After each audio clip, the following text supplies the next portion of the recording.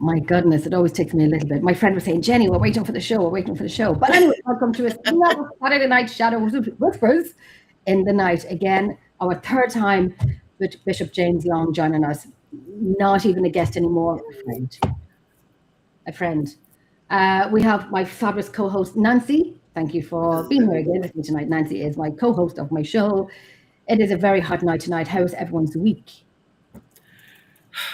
Yeah, not mine. Been a week. Yeah. Really? What about yourself? Oh, there's Kieran. That's my ride or die. Kieran. Hey, my Fast. It goes by fast. It does, doesn't it? It does. How's the weather over the there? The older you get, the faster it goes.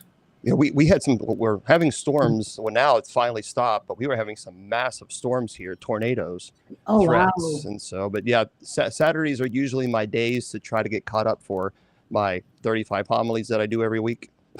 I know. And, you never stop. Huh? You never stop. You never stop. But you know what? It's true, though. I've always heard if you do what you love, you never feel like you're working. And it's true. It really is. I am so passionate about this. I don't ever feel like it's work. I know. Right? That's the same with me. Working with animals, it's not work. I mean, put me in a puppy pen full of pups and all the poo-poos, and I wouldn't care because I love it. I'm not at Nancy when you're saying, Nancy, the older we get, the faster things goes. And I'm thinking that's true. The older we get, the faster things go, and the slower we get. But it is true though. I mean, everybody is saying that. Seriously, I don't know. I'm talking. So many people are saying it's going too fast. It feels weird. Don't you think? Or I think ever since COVID, things sped up a bit. I mean, it was so slow then, and you were kind of in your home, so you weren't out and about and stuff, and things didn't pick up the same way they were before. They're a little bit different, I think. It feels like I just finished updating the website, church website, up doing the homilies and getting ready for Bible study and getting ready for Mass. It felt like I just did it yesterday for this week. And now I'm doing it again. I mean, it just like this. And then Friday will come and I'll be like, what in the? Yeah. It seems like it's going fast for me. At least it is for me. It is. I think it is. And today it was Saturday, and I thought yesterday was Thursday. But it was Friday. But here we are. I can't get my days mixed up because I have my day job. I'm like transportation. I don't know if that's my passion, but I've done it for 25 years. So wow. Yeah. Hopefully I retire next year and I'll be what do you do in transportation? I work for Land O'Lakes, and I do get the trucks for our Purina, the feed trucks for out of the Pacific Northwest to go all over 8 states out there. Well, logistically, you must be right on. You got to be right on top of that type of business. I mean, that logistically speaking, yeah. Well, you do, because there's routes that you got to follow, and there's you got to be on time for that, and so you can only put so much on a truck, and you've got to fill out the truck, and it's a fine balance. Sure. And it's getting finer by the minute because of the money that it costs. Drivers are down. The number of drivers are down. It's a tough industry right now. So does your company train people and for free and give them the CDL? Because a lot of companies do that. Do your companies do this? You know what? I don't. Well, no, because we don't have our own drivers. We hire other either third party or asset-based carriers. So I take that group of carriers and I put them on my loads, and it's constantly moving, constantly. Yeah, it is a high stress industry, but that's why I love it though. But when I worked in dairy foods in the fourth quarter, and you get all the cheese and butter that's got to go out for Land O'Lakes, it's insanity. And that was my favorite time of year. I loved it. Oh. Don't know why. But you're good, because when I was in video call with you, and there's my darling Pam. Hello, my darling. Hope you're well, my love. We need to talk later. Pam, thank you so much for being here. I haven't seen any, but Pam never misses a show. Never misses a show. There's my ride or die, Kieran. we investigate together. He's my right. We see a picture of me and Kieran on the roof of a castle. That's us doing our thing. Oh, okay. I That's Kieran. Yeah, that's Kieran. I was going to say something there, and I completely forgot what I was saying. Oh no, when we were on a call one night, and you were off work one day, and all the men were ringing you because they know if you're going to get it done, Nancy's going to do it. If you need something done, Nancy's going to go to. 25 years of experience helps, because then you know exactly what to do. It's kind of actually automatic, so it helps a lot. And nice. You just do great. There's our girl Kimmy, my daughter. I was thinking about you. Hi, Kimmy. Okay, my love. I hope you're okay. We'll all have to catch up later on video call, because we would do a call, Bishop James. Myself and Kimmy and Pam and all of that, we would do a call privately, and then it's nighttime here. It's nighttime. This is what it looks like when I get off the call. Wow. It looks like daylight. It is day. Now it's evening time here, but it looks like this when I get off the call with the girls, because in the morning, yeah. In the morning time. It's like 6 a.m, and I'm like, I'm going to bed. I'm tired. Never believe it, because she does the Irish goodbyes. Yeah. Oh, yeah. I understand that. First to the party and last to leave. Right. I have done it a few times. I will not lie. I've done it a few times. I think it's because they kept me there talking. But tonight, we're going to talk about always the fantastic stuff. I'm just looking at here very quickly in the TikTok. It didn't go live on me on the TikTok. For some reason, I'm just getting notification it did not go live for me on the TikTok. But it is on other platforms, Shadow Whispers in the Night, YouTube. But I don't know why it didn't go, and it's on Things Network as well. So I don't know why it didn't go live on me on TikTok, which is unfortunate. But I can put up clips of videos. Okay, I'll go ahead and take my video down because people. Or even if just let them know the YouTube or Facebook, Shadow Whispers in the Night. I'm sorry, what was it? Shadow Whispers in the Night on Shadow within the night. Oh no, you can do Whispers. YouTube. You do YouTube. Emerald Isle Paranormal Researchers on YouTube is where they can see the show. That's the best one to go for. All right, I'll tell you what I'm going to do. I'm just going to make a really quick little thing here.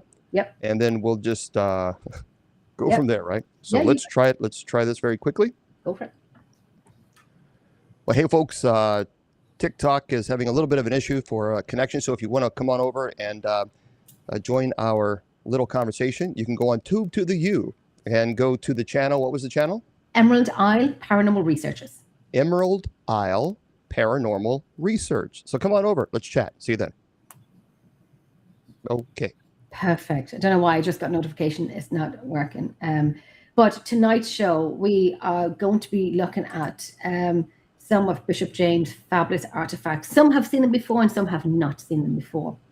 There is one that's, I shouldn't really say it's my favorite, but actually one or two, but there is one that I shouldn't say is my favorite, but it is glasses.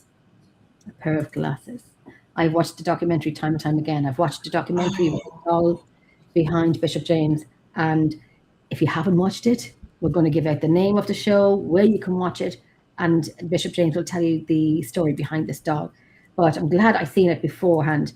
And I had Bishop Whittingham, isn't it, on the show with me before as well.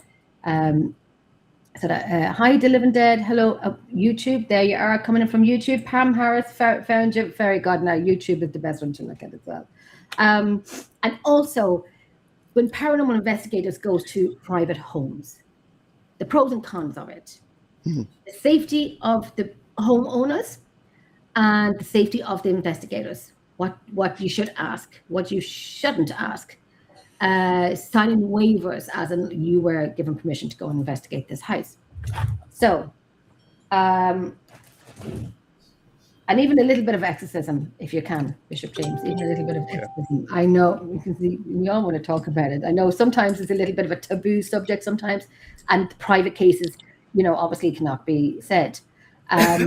Ones who are new here and you haven't heard these stories before, or these experiences, not stories, the experiences, Bishop James, would you like to tell us the one that stuck with you, the one that made you more afraid or nervous? What was the first exorcism? I was the assistant, and so I had always read about the possibility of the eyes going black. And even when you walk into a place that's known to have a demonic activity, you feel it. So you always read about it, and I'd been investigating cases, so I kind of already had the idea of what it felt like walking into a location that had demonic presence. It is a very oppressive feeling. I mean, everybody can feel it. It is overwhelming. Usually what starts to happen, and almost like right before a major thunderstorm, you walk outside and there's all these the negative ions, this energy, you can feel it. And that's really how it starts. And then it becomes oppressive, very like a weight, a heavy weight. So this was a young lady that required an exorcism.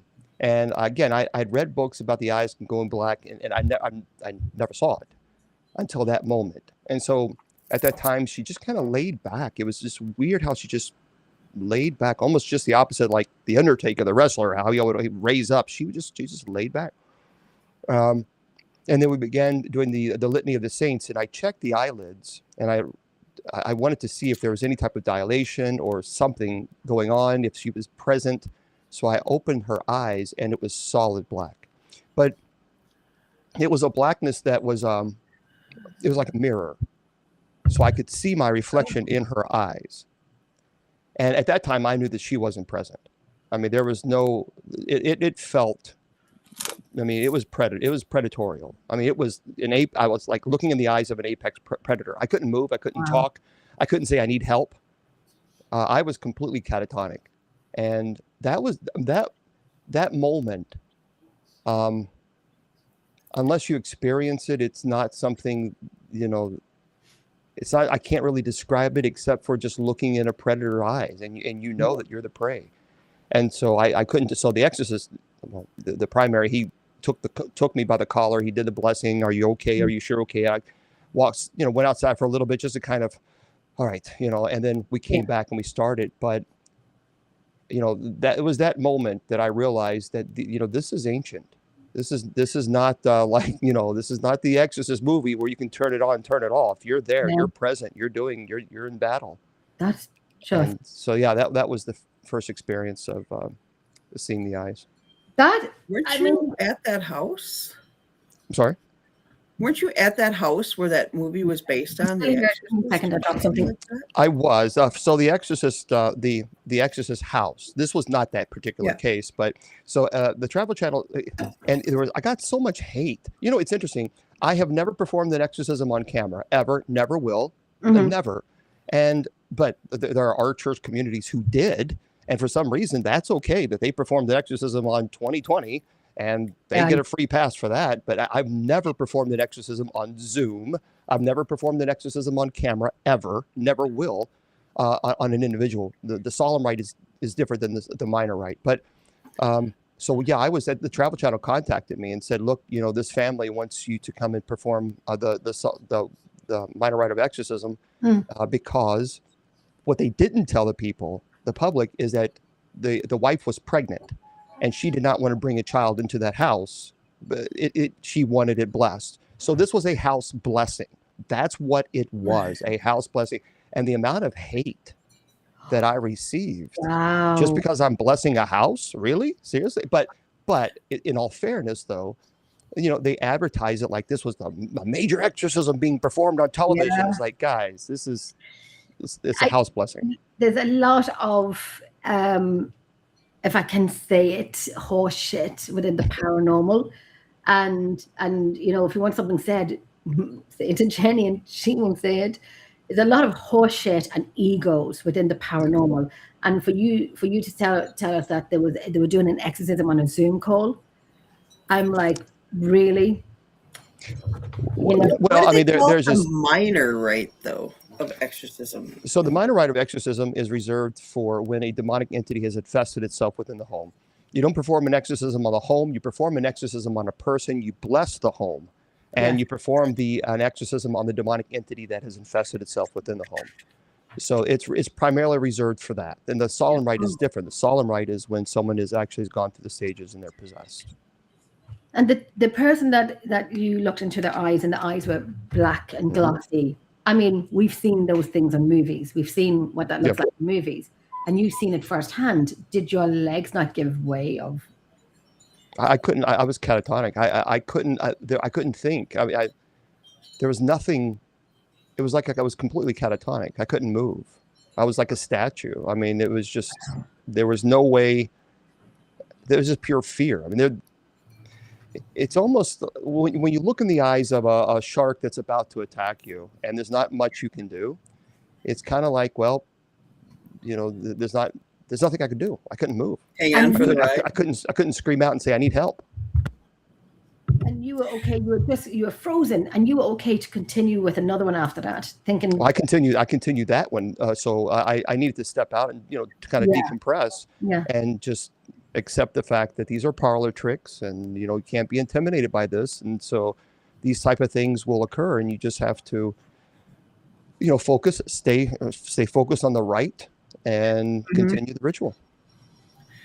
Have you ever had anybody try to fake it when you like went in to do something like that? Oh, really? Yeah, I was. Does it feel different right when you walk in? You know, like no, I gotta no wonder. question. So I drove Really? 10 hours. Yeah, and see, I don't. I've said this a million times. I don't receive a stipend. I don't receive a salary in the old Catholic Church. We fund our own ministry. So, and when I go to people's homes, I pay for that. I don't charge them. I never have, never will, because you know, everybody has bills they've got to pay. The problem is the moment you start charging, you're giving the devil a chance to work on you. Then all of a sudden you'll start saying, well, I can charge $5,000 for an exorcism. That's fair. Then $7,000, then $10,000. And then it gets to a point where you can't allow that ever to happen. So for me, anybody that I work with, they don't charge ever. And so for 25 years, I never have. So there was one time when I first started out, I didn't really have a network of team to help. And there was she was a grandma, and she was terrified because her granddaughter, she swore she was possessed. I mean, she would act out. I mean, she was scaring her grandma. She was like a young teenager. And she said, please get here. I can't pay anything. So it doesn't matter. I don't charge. So I got in the car, drove 10 hours. That's great. 10 hours to her home. And of course I had to get a hotel. I had to get a rental car. And so I pulled up. Her grandmother came out. She was just crying and just thanking me. And it's like, all right, just let's go in. So I walked into the house, and this teenage girl fell on the floor and started screaming and wailing. And then I looked at the grandma, and I was bloodshot red because I said, sit down and shut up. Okay. And she looked at me and she sat down. I said, do you realize that I have driven 10 hours and now I have a hotel room and now I have a rental car? You have just wasted not only my time, you've wasted my money, you've wasted also the money that I could have used to help a family that really legitimately needs it. It was all her trying to manipulate her grandmother because her grandmother didn't buy her something that she wanted. It was tantrums, basically. What it was tantrums. And her grandmother was legitimately terrified. I mean, she was terrified. And she had custody of her, and I was just fuming. What I tell you, I think she'd be. Let me tell you, if that was me, she'd be more afraid of me than anything else that was done. That was very upsetting.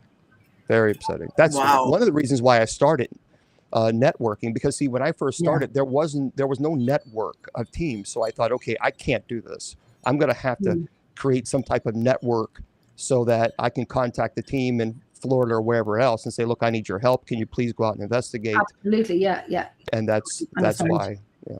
That's it. As an Irish mammy, my foot would be where the sun does not shine. I understand. And she'll never forget it.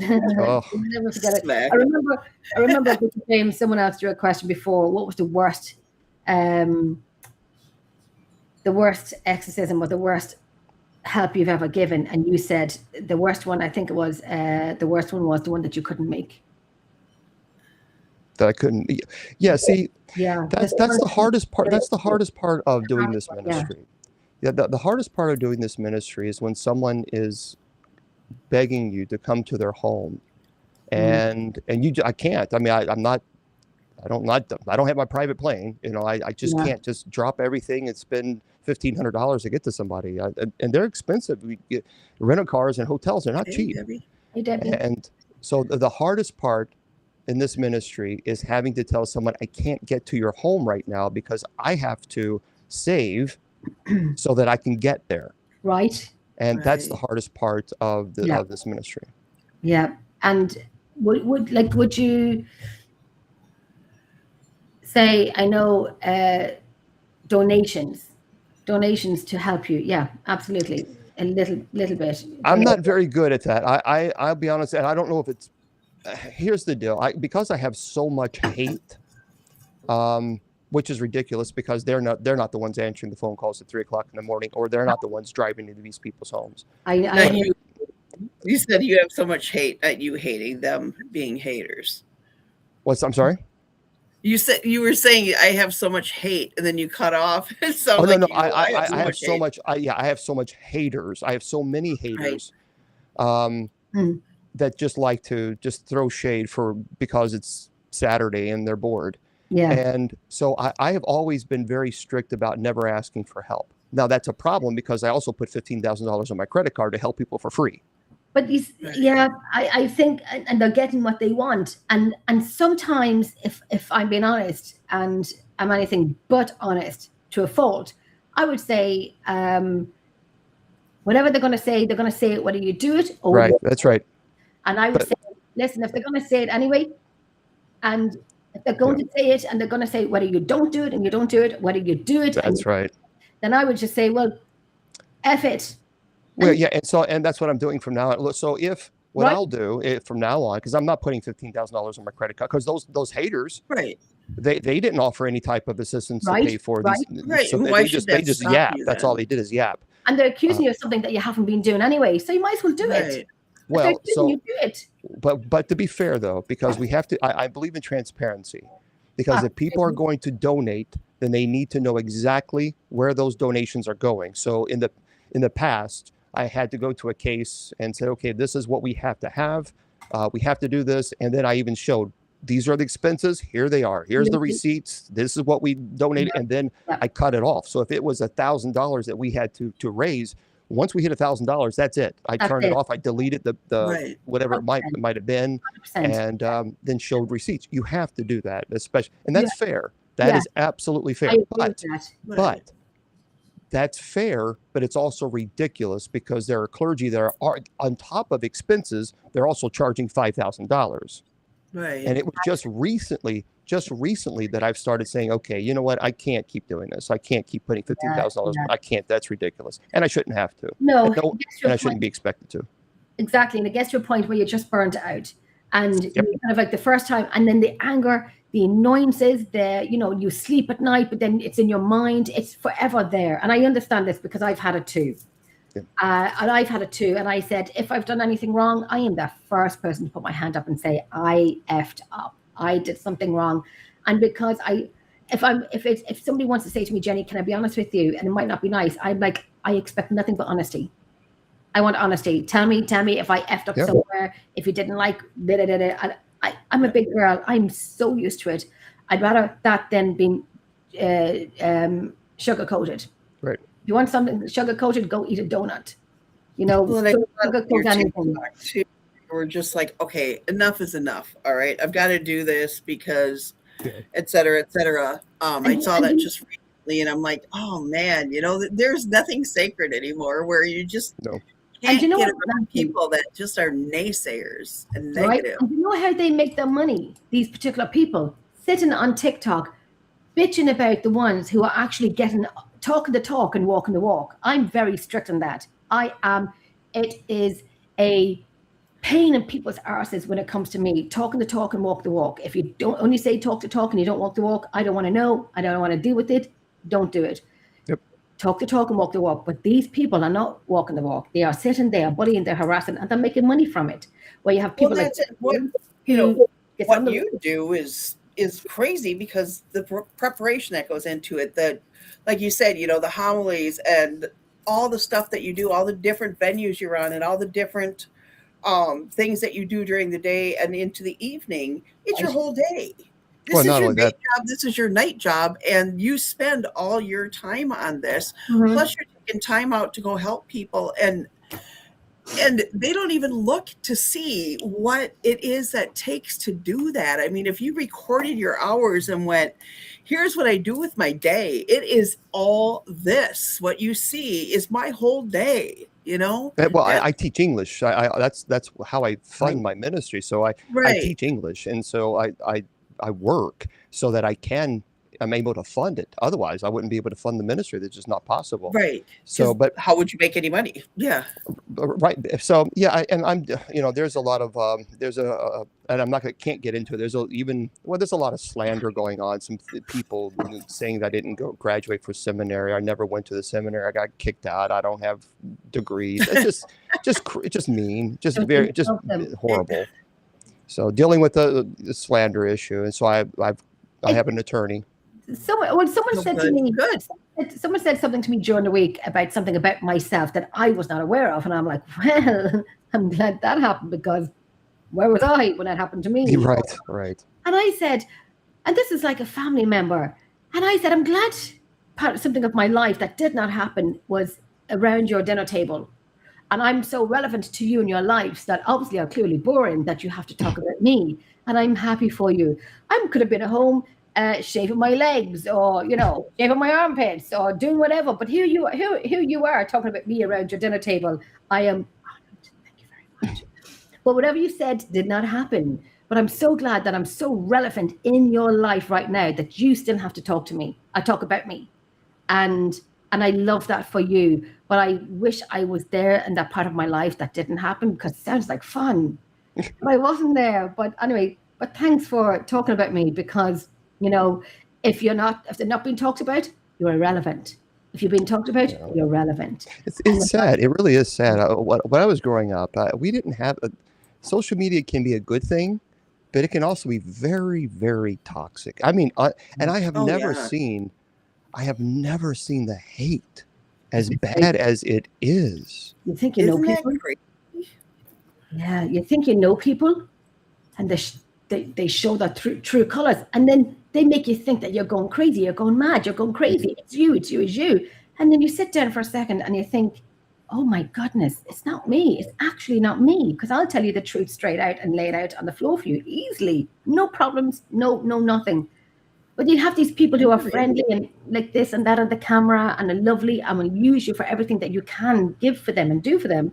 And the minute you tell them you're going through a grieving process or something's happening and you're just not ready to deal with that bull crap, you are everything under the sun. But yet they've been in your home, they've been in your places, they've spoken to people that they would never have gotten a chance to speak to if it wasn't for you, yada, yada, yada, yada, yada. And you are the dog crap on the shoe.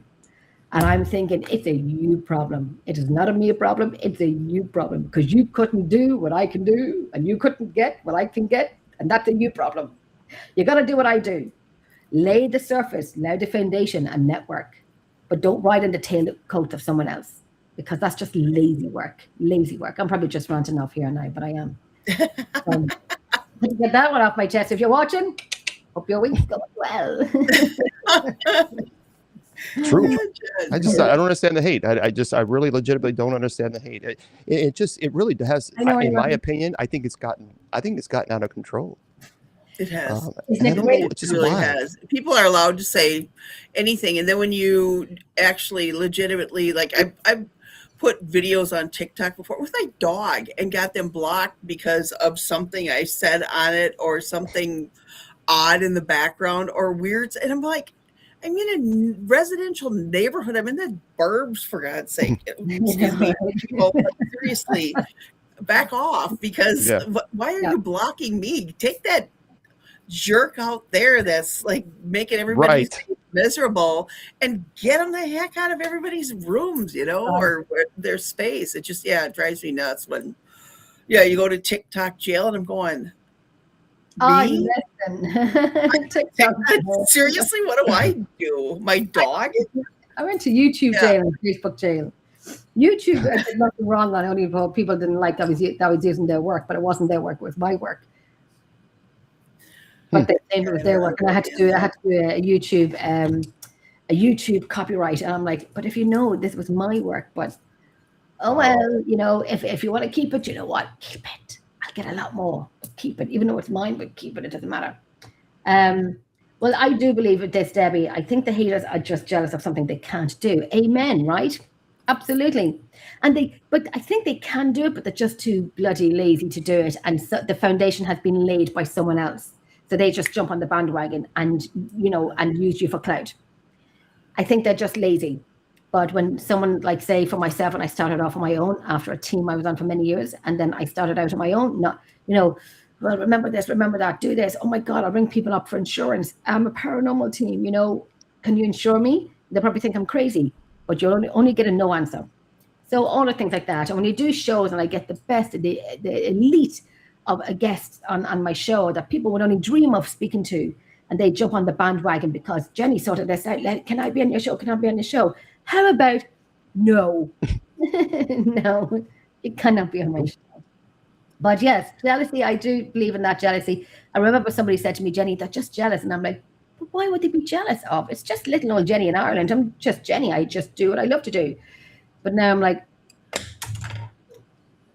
don't watch it. Hi, everyone. I'm that person that will call them out. But I think it can be a little bit of, lay the ground down. I'm probably going to be absolutely ridiculed and bitched now from my outburst there of saying what I actually thought. Oh my God, no. Oh my God, no. Please don't. So focused on that doll. That doll doesn't breathe inside that box, does it? No. It doesn't I swear. breathe. Is it behind a glass or something? It's behind a glass, yeah. Yes. Okay, because I thought I saw the glass fog up for a second, and I'm like, what was that? Yeah, well, there's a little humidifier here, so. Oh, okay, But- thank you. Because dang, you had me worried there for a second. Is my face red because it's getting very hot in this house? Yes, your face is flushed. You are ready to. Is it? She's just like jumping out of her Yeah. skin. That's all. God, Jesus, things are weird. And I have the window open and there's candles lit beside me. I don't know. But I think I got a little bit of sunburn as well. I was sitting out I went to my favorite church, St. Peter's Church, and I sat in the steps for about an hour and I had a protein smoothie and I was just sitting there, people watching, waiting for my next appointment. And I got a little bit of sunburn. So that could be it too. I'm not having a flush. I think it's, oh Lord, it's hot. Anyway, Brandon, how are you, my darling? Hope you are well. I was actually only thinking of you today on the last show that we did with the roundtable. We must get on to another show again. But I hope you're well, my darling. Say hello to your lovely wife. I knew I was waiting for it. Hey, my potato. I was waiting for it. Okay. Hey, my potato. I love potatoes. I'm hungry. But Bishop James, another one where, if you can say this, one that made you, and I know most of them would have made you feel like this, but one that made you think to yourself, or made you the most upset that you didn't think you could continue on doing what you're doing, or it just kind of, you had to take a break from it or anything like that. Can you answer that one? Yeah, she was 68 years old, and she was dealing with a very, very violent incubus. And the only thing she could have thought about how it started was because her daughter-in-law. Sorry, can I interrupt you for a second? Did you say incubus? That's correct. Okay. So there are incubus and succubus, and this was an incubus, and so she believed it was because of her daughter-in-law, because her daughter-in-law wanted her property, and she wanted to put her in the nursing home. But this 68-year-old woman, she still had a lot of fight left, and so they were out sitting on the porch, and her daughter-in-law came up behind her and cut small sections of her hair, just like snap. And she said, "What are you doing?" Oh. So I just want something to remember you by. Okay. So it wasn't long after that she started having some issues, and she described them as bed walkers. 3 10-pound. She would say they're like 3 10-pound dogs. And she could feel them slowly creep on her bed, and then, she would be obviously harassed. Yeah. So it got so bad that the violence was so intense. She was driving. She had a little pickup truck, and she was one of those people, hardcore. She homesteader, but she was going to church, and she had a violent episode that it affected her so much in that region that she crashed her truck, and she went to the hospital because I've got to be very careful how. Yeah. So she went to the hospital, and her doctor and her family had found out about me. I don't know how, but they found out about me, and they called me. The doctor was on the phone with me, and I'll never forget what he said. He says, "We have no medical explanation for this." No. So in her the private area and the back area, it Yeah. required stitches. Oh, And Oh so my God. he didn't understand how that trauma occurred because there was no clear indicator as to what was the cause. okay. And so anyway, so she went home, and I said, well, we got to get her healthy and get her strong, and we can kind of proceed. So we did, and she had been struggling with this for 5 years, and it was very Oh. aggressive. It was violent, violent, violent. And so we got there and we did an investigation, and we're the only team in the entire world. We actually have an incubus on camera. So Oh, she's laying on her side, and the bed sheets rise like 4 feet and then fall, and rise 4 feet and then fall again, and then she starts screaming no. that it's attacking her. So Sorry, no. that took 3 years to work with her, and it wasn't working, and I was very angry, and I was gonna just quit because I thought, okay, there's somebody holier than me. There's someone more intelligent. There's just always someone else needs to do this. So I went to my mentor, and I'll never forget what he said. And I told him, I said, look, I'm doing this. I'm doing the right. I'm doing this. He said, boy, why don't you get off the cross and let Jesus have a try? Mm. And I thought, well, what do you mean by that? He said, all I heard you say is I. You need to check your ego. You're not doing anything. You're an instrument that God is using. She'll be delivered in God's time, not yours. And I needed to hear that. That was harsh, No. but I needed to be kind of, Yeah. I need to be brought back to, hey, look, just keep going and keep trying. So I did. My goodness. And eventually she was no longer being assaulted. Now, her last year of her life, she could still feel the bed walkers, but they would never harass her. Ever. So for her last year of her life, she was no longer abused in that manner. But I grew very close to her and the family, and I grew to love her and like a grandma. And so when she passed away of natural causes, her family asked me to preside at her funeral. So Hi. Oh my. Well, Jesus, I wasn't expecting you to tell me that, but oh my God, that was. Yeah, that was emotional. That was emotion. That's anger. Yeah, it was anger. I was angry. I was not. I was angry that it was doing this to her. She was innocent. She was a sweetheart. You walked into her room, into her house, and she just so happy to see anybody. I mean, she would want to just feed you and just she was just one of those sweet people. That's oh gosh. She didn't say how it started, or did she? Yeah, say how it started? She believes it started with her daughter-in-law doing some type of curse, something. Did she actually? Wow. Oh yeah, her daughter-in-law was very, very heavy into black magic. Very heavy no into kidding. Black magic. Oh wow. Oh, that's wild. That when she cut her hair, that's the only thing that was the only conclusion that all of us came up with, that there was nothing else. That's what that was. Yeah, because she never did anything to do an investigation. She never invited anything. She never did any. So that was the only thing that we could conclude, because it happened. Oh, man. That activity started not very long after. When she clipped her hair, I think it was about a week ago, she started seeing shadow people, and she never had this issue into her home before, ever. So it was after that hair clipping, that's when she started having the activity. She lived with us for 5 years. And somebody asked, and the daughter-in-law still got the house? No. The daughter-in-law didn't get the house because she was able to overcome this. And her daughter-in-law wanted her to go into a nursing home. And she said, no, I've worked here all my life. I've worked all my life. I'm so capable of taking care of myself. And she was. She just had this issue. And then, of course, they said, oh, yeah, you got to do it. You got to look. So they wanted her home. Wow. That's it.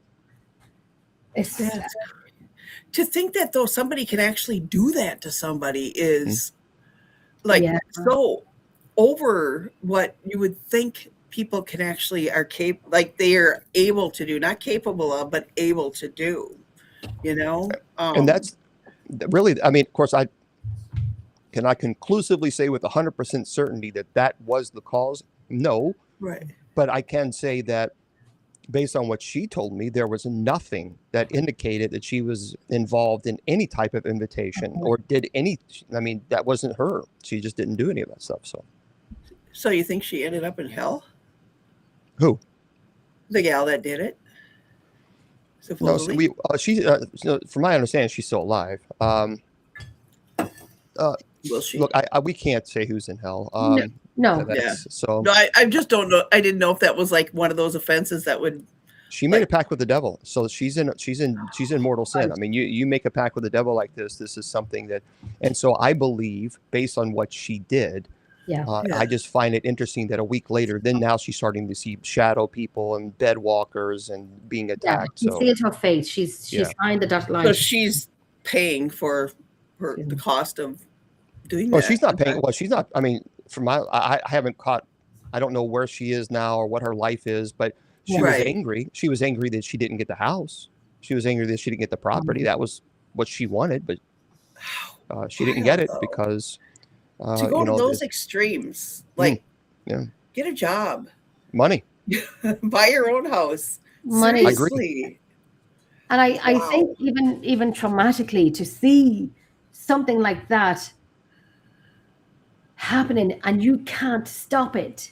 Yeah. And for the hospital to say there's nothing there that can, give us any information, whether it was,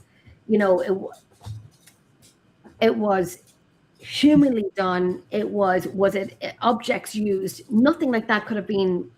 They would have saw that. The doctor said, there is no medical explanation for why this has occurred. Right. So they found nothing as far as to indicate how it could have happened.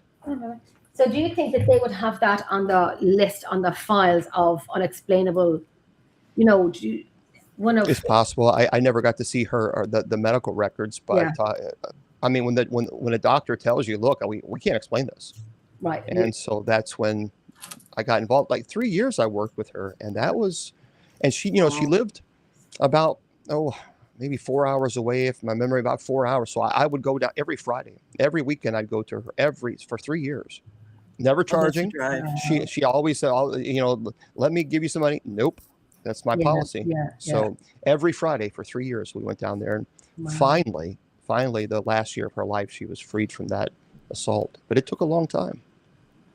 That is to stay with something like that and to see it all the way through.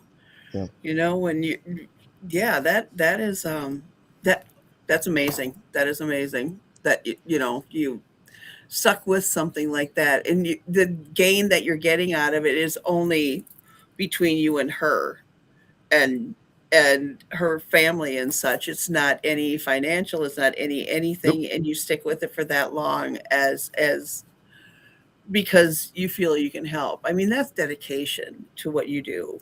I just didn't like to see her suffer like that. Yeah. I mean, I hated seeing her suffer. And her brother, I mean, they had that case documented. I walked in and I didn't have to. There was no need for an investigation. I mean, they had everything laid out. Here's the paperwork. I mean, it was a binder full of things. So. Wow. Yeah. Oh my goodness, that was a bit of a. That's my biggest fear, and I never say it out loud because I don't want to say it out loud, because if I say it out loud, then it's heard.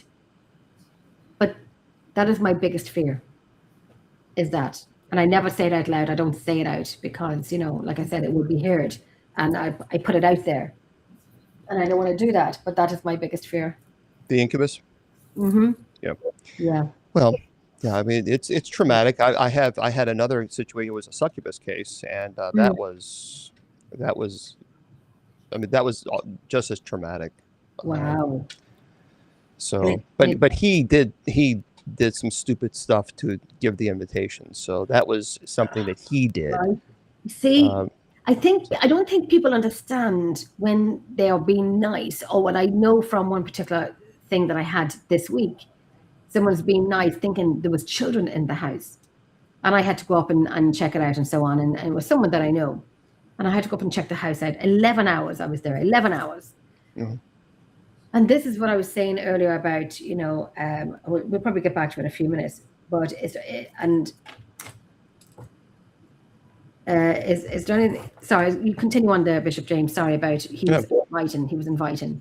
Yeah, he did some stupid. He actually wanted it. He wanted it to happen because he was under the impression, oh, this is going to be great. This is going to be fantastic. I'm going to have these issues, and boy, who would turn that down? Well, the problem is when I got involved with that, the activity in his home was so oppressive. I mean, you could feel it walking up to his door. You could feel the oppression. Wow. He had to have surgery to because the private area had the doctor described it like it had been a hammer being used. So he had to have surgery to fix that problem. Because originally it started, he loved it. And he was like, oh, I keep inviting it. I want this to happen more and more. And he kept inviting it. I mean, it's like, dude, do you not understand? This is unnatural. What you're doing is not natural. And it got aggressive. And finally he said, okay, because it was happening all the time. And he was becoming sleep deprived. And that's what happens. It's wearing you down. So while you think that you're receiving something that you think is the greatest thing in the world, no, it's actually wearing you down in the process. So it was causing sleep deprivation, complete exhaustion, affecting his work. So then he's like, okay, he started praying. I don't want this to happen. I rebuke you in the name of Jesus. And then it became aggressive. Okay. And it was no longer this pleasurable experience that he had in the beginning. Now the mask is off. Yeah. And it was very, very aggressive. Yeah. Once they like you said, they get vulnerable. They're not sleeping. So the whole mental state is going arse up in the air, if I can say that. We say it in Irish terms, that he's given himself. So he's a toy. He's being thinks he's using, but he's not using. He's being used. Yep. Debbie is asking, what is the difference between an incubus and a succubus? A succubus will attack a man. A demonic entity will attack a man, and the incubus will attack a female. So the incubus is a male, and the succubus is a female. No, succubus is the male. Succubus will attack men. Incubus will attack women. I always thought, now this is what I always thought, that it was the incubus that was the male that attacked females. And the incubus attacks females, and the succubus attack males. Yes. Yep. Yeah. So the succubus, in my mind, what I was thinking was the succubus is a female. But see, it's not so much gender, because demons are genderless, angels are genderless. So so really, in this case, they take on the role of a female, the illusion of the female. It goes back to the old hag syndrome. So certainly a succubus would present itself as a beautiful, absolute, gorgeous woman, and that's when the lust begins, and then it becomes oppressive and aggressive, and then the mask is off, and now you're going to see what you have been, in fact, inviting into your bedroom. Exactly what it is, because I always thought there was a sex between the incubus, the male, and the succubus, the female, but we know the incubus attacks the females, and the succubus attacks the males. Right. Yep. So I always thought they had a sex in because when I watched, when I watched one of the movies I watched when I was a teenager, that scarred me for life. Really? The movie was called The Haunting. I think it was The Haunting of Connecticut, or The Haunting, where the family had moved to an estate. I think it was Connecticut, and her parents-in-law moved next door, and she could see a black shadow when they went camping, because it was getting too much, that this black shadow had followed them, and it was an incubus with the woman in the room. And I think it was called The Haunting, but I watched it when I was a teenager. My sister had put it on, and it stayed with me forever. And I because of experiences and this, that it's a humongous no for me. I mean, I will go into any location and do anything and say anything, and with respect, of course, but this is the one that I will never. I mean, I said to my niece yesterday that if I'm at home here by myself, I will never, ever, ever shower in the house by myself. Someone always has to be in the house when I go for a shower. It's always been like that. even though nothing has happened. And I do know there's a man in my house because I have him on audio. I have him on video audio and audio, but I will never shower on my own in the house. You know, I've got 4 dogs and I think they're all broken because they do not sense him. But he has been saying my name, and that's okay. He's not a threat or anything like that. But no, any of this incubus and succubus it's a no from me. And Pamela wanted to know, how did the woman learn of you? Yeah, here we are. It's been so long ago. I think they had to have seen me on one of those television shows, or it had to be, because this was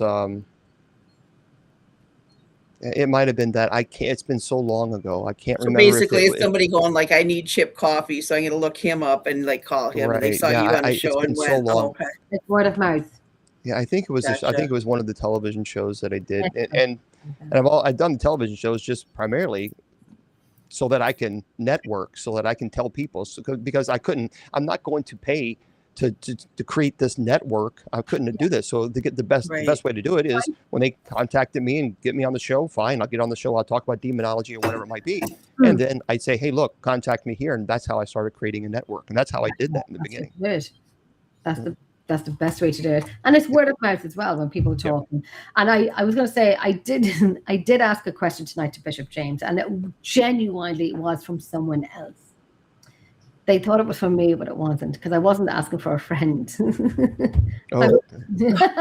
I was genuinely asked this like a while ago. Like, I have this holy water, and I have it for many, many years. And someone said to me, Jenny, that's going to be long off. You know, when we say out of date, you know, or it's gone off, or the expiry date. I had to ask Bishop James, what's a fresh date? I'm looking for the stuff in the bottle. I'm joking. What did you see? Did you actually look at the bottle to see if there's a expiration? She did. Oh, I did not. You did too. You turned it over and looked. You looked and oh my gosh. No, I did not. I was joking. Listen, stop it. My God, it's getting so hot in this house again. That was funny. Good catch. I saw that too. Nancy, you're sagged. Oh, that's funny. That is funny. Where's this expiration date? I mean, look, if it's truly holy water, it's considered a sacrament of the church. It's permanently sacred. Yeah, so. It's from Lord's. Yeah. So now, can it still go? Can the properties of it go bad? Well, sure. I mean, bacteria, algae, you know, collect debris. Yeah, sure. But don't drink it. I didn't look at it. Expiration. That's so funny. That is so funny. I actually you're gonna drink it, heat it up first, or put it on ice. Yeah. I actually did. That's gonna go down in history now, isn't it, Jay? Yeah, that is on there permanently, Jen. That's great. As a matter of fact, I'm going to go back through this video and I'm going to glare at that little blurb and go, make sure you look for the freshest date on the bottom of your holy water. That's it. Jen will show you how. My jaws are hurting me. I'm going to tag the time now. So when I go back on the video, the show, I'm going to find out what that bit was. Would you all stop laughing at me? I didn't really mean it. It was at 53 minutes, I do believe. That is kind of funny. I've never heard of that before. So that's kind of funny.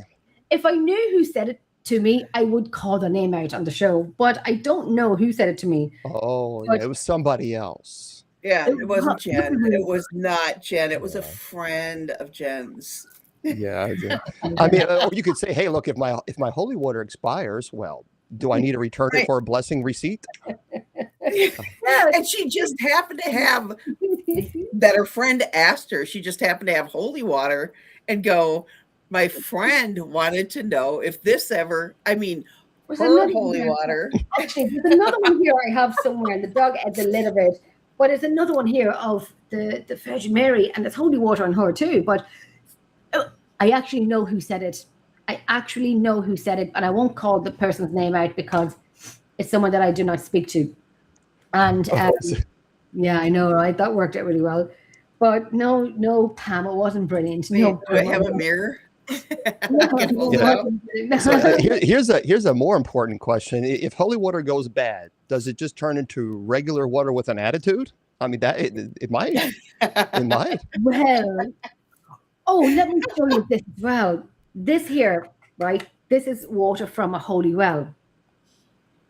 It's in the west of Ireland in County Clare, and it's from St. Bridget's. And it's water. Now, I can see a lot of things in the bottom of that. I'm sure you can too. Yeah. Right, but we took it from the well, and the people I was with started drinking it. And I was like, I don't think so. But it's from St. Bridget's Well in County Clare in the west of Ireland. So I have this too. I think the better question is if my holy water expired, can I use it to ward off my credit bill? That would be a better question to ask instead of expiration. Now, if regular holy water worked that way, I'd use it all the time. Heck yeah. Yes, use by date. Thank you, Noreen. Yeah, my holy water is out of date, but don't worry, so am I. So it's kind of like, Oh, look, that's before use by date. If someone says to me, right, I'm buying holy water, would you like a receipt? Yes, I would. Yeah. Thank you. I can return it. The holy receipt. It was out of date. You know what? I swear to God, my nickname when I was younger was Gullible. And I can't believe I fell for that. And I'm not happy with that, Nancy, at all. I just asked if there was a date on there. I didn't think you'd actually look at it. She was looking. She was like, well, "That's a good question." All right. I thought you didn't touch that on. I was like, and then Bishop James said, "Jenny, you actually no." No. That was, oh my gosh. Can we edit? Can we stop this and start again? No. No. Right, no. Yeah, that was classic. That was good. That's okay. But hey, that's okay. We all learn something, don't we? That's all right. No, because we're going to get to the doll soon. I'm just dying to hear. I know. It's Sohar Zen. Hello, Father Bishop James Long, and hello, everyone. Hello, Sohar Zen. Hope you are well. Kimmy saying it's clear Coca-Cola. Well, it's been sitting there for so long, but I'm not drinking it. I'm not. Almost a year there now. I'm not drinking it. The Living Dead said, "Would holy water work if used by an atheist?" Well, the most important question is why would an atheist use holy water? Sorry, that's funny. Right? This is true. Like, but what would the just point testing be? the waters, or just putting your feet in it, just checking it out. But just say if they did, would it work? It's still a sacrament. It's absolutely blessed. Yeah, I mean, the thing is, we got to be careful about idolatry. So you don't want to worship holy water. It represents the whole point of obviously pointing to Christ and blessing it for the purpose of helping, anointing, healing. All of that goes to the glory of Christ. So really, the question would be, why is an atheist using holy water? I'd be more concerned about what is the intent behind it. I'm more concerned about that than I would be with. Would it work? Right. Yeah, would it work? Absolutely. Right. Yep. Yeah. Absolutely. I was talking to they wouldn't be unless they believed. So then they can't really be an atheist. Oh, they might be a liar, but they're not an atheist. That's okay. I had someone ask me that, and I had no answer. I mean, the item is still blessed. It doesn't erase the fact that it's a sacramental of the church. It still remains a sacramental of the church, and so it's the same principle of does the tree, when the tree falls in the woods and no one is there, does it make it sound? Well, yes, it does. Right. Because sound exists whether or not someone is there to hear it or not. It still exists, and so in this case, it's still a sacramental of the church. That doesn't diminish the value or its blessing. Right. And I know. Well, and you may not believe in God, but God believes in you. So I was just going to say that. I was talking to my ride or die Kieran last week, and we're talking about religion and so on, and we talk about a lot of stuff. But and I was saying to him, I'm not an atheist because I know there's something there. He goes, Jenny, you're like agnostic. Is that the word, agnostic? Mm-hmm. I believe there's something there. I just don't know what. So I'm not an atheist because I do pray and I do go into my church by myself and sit for 20 minutes or half an hour, light my candles for members of my family, for my friends, for my dogs, and so on. So I do believe there's something, but I don't know what it is. Then why would you go into a church and light candles if it wasn't that? Because I'm like, what Kieran was saying to me is like, I like him, like he would be agnostic. Is that the word I'm using it right? Agnostic. Yeah. That I would be that I know there's a higher power, but I don't know, but I know there's something. So what's your view on Christ then? Well, if it's going to sound like a stupid question because I don't know a lot about a lot of things, but I know a lot of things about other things. But I watched the movie. What's it called? Passion of Christ. I was angry. I was so upset, and my partner looked at me crying, and he goes, "Told you so," and I'm like, "Shut up." And I was very upset, and I said, "Oh God, oh my God, oh my God," and I was angry with God for letting his son do that, and I was angry, and I'm like, and I felt for Jesus, and I was, and I don't. I think because I've known. That's the amazing thing, though. He did this to show his love for us. He did this and put the sin on his own son. Who would do that? You could never, ever get me to do that to my kid, you know? And the love for us is just, it's I know, but I was angry with crazy God for doing that because I'm like, you know, why would he do this to his son? And my partner was saying because he knew his son would come back. And I said, but Jesus didn't know he was going to come back. The people did not know he was going to come back. No, he didn't. Jesus is God. Well, I'm led to believe different.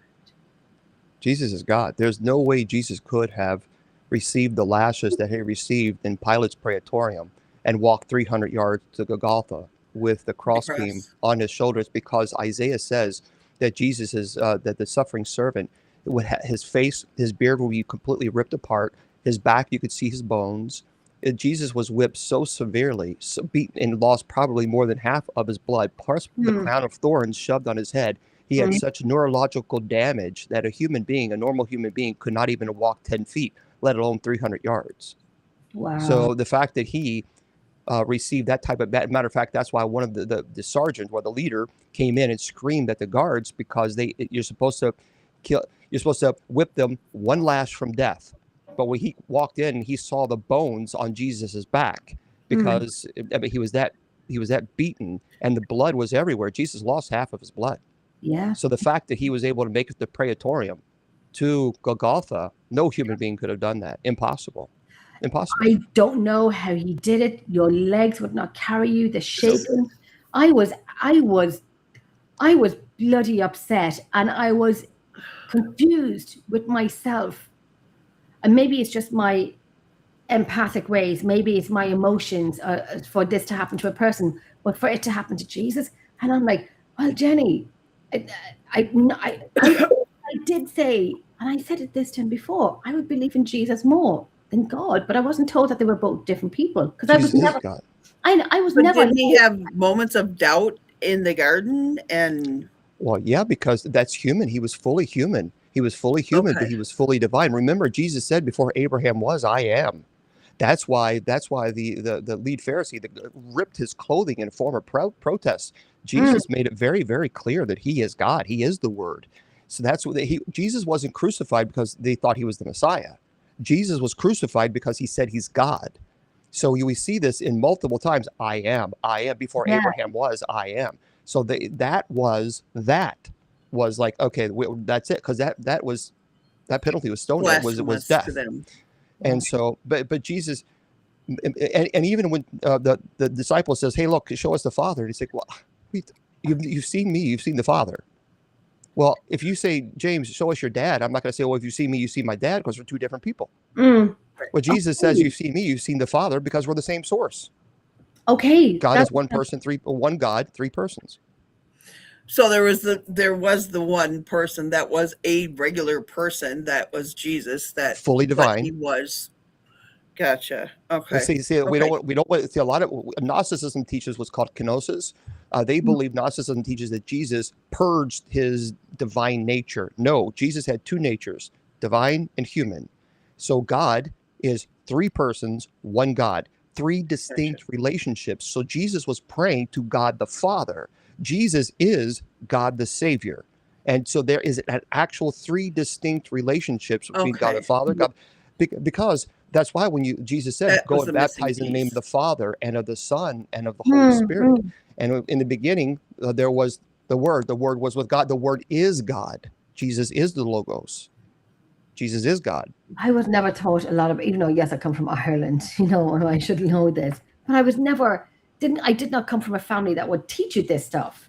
And like I said, when we talk about religion, I'm not very clued up with it. I have my own opinions on it, And I always say, I was angry with God and I was angry with Jesus. And I'm like, now I'm angry with the same person because I was, and now I know this because I do like Jesus, because I know my favorite song is Jesus Take the Wheel, because I know I ain't going to prison. I'm too pretty to go to prison. I'm not going to prison. So is your anger at God, or is your anger at denomination? I think the domination. Yeah, denomination. Yep. Yeah. And I know I was having a discussion with my partner during the week, and I was, did we have an argument? And I was so angry, and I'm like, well, where was God to save me when these bad things were happening to me? Where was God to save me when bad things were happening to me? And then he was telling me God doesn't save you, and I'm like, now I'm not going to say what I said because it's not for live.